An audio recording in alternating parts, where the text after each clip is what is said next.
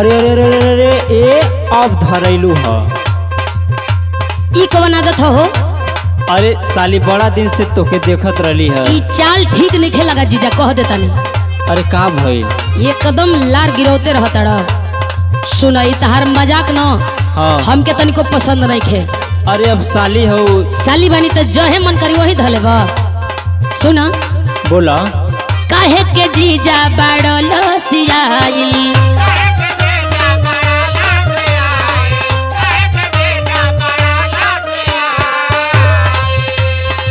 का देखी मन तोहर हमरा पयाई।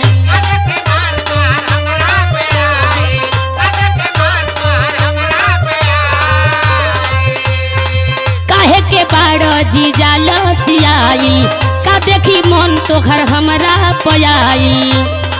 जान जाई दीदिया त होई बात गाली। अरे तू कुल का टेंशन मत ला। काहे हो? सुना बोला। अरे जान मारे होठवा के लाली, जान मारे होठवा के लाली, ये सुनर को साली। ये कुल निहारा घूम घूम के कोनो काम औरी बा।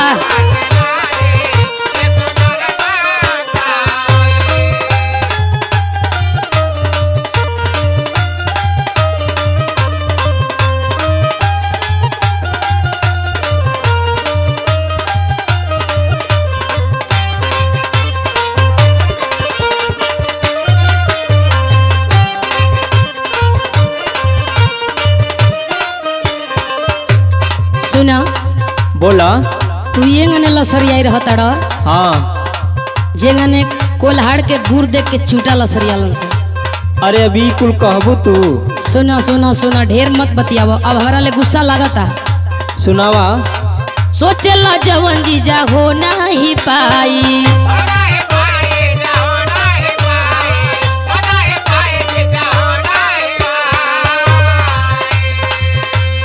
तू चाहबू तो कुल होई।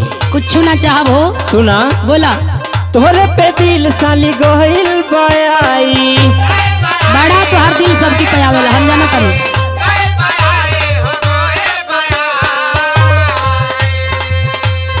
सोचेला जवन जीजा हो नहीं पाई, तोहरे पे दिल साली गहिल बाई। तरोगा झूठा हूँ के ना रहुआ पाली, तरोगा झूठा हूँ के ना रहुआ पाली।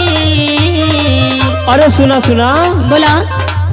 जान मारे ला होठवा के लाली, अच्छा। जान मारे ला होठवा के लाली, ए। सुनर को साली। होश में रहा, होश में।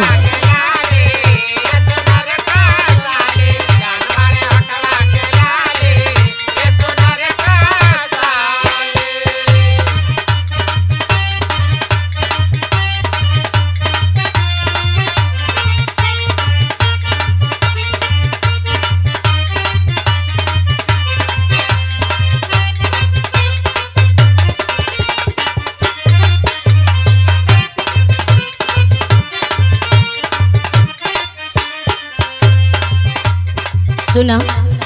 सुनावा साली। तोहार जितनी प्रयास बाई सब विफल है। काहे हो? कुछ हाथे लागी होगी ना, झूठो का परेशान बाड़ा। सुना।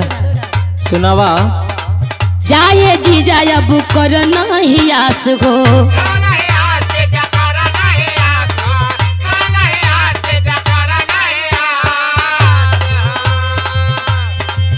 एक बेर साली तनी करा प्रयास हो। कुछ ना, हमसे कुछ ना हो पाई। जाए जीजा अब कर नहीं आस हो, एक बेर साली तू कर प्रयास हो। सूरज मनीष दीदिया से सुन बगाली, सूरज मनीष दीदिया से सुन बगाली। जान मारे ला होठवा के लाली, जान मारे ला होठवा के लाली, ए सुनर को साली।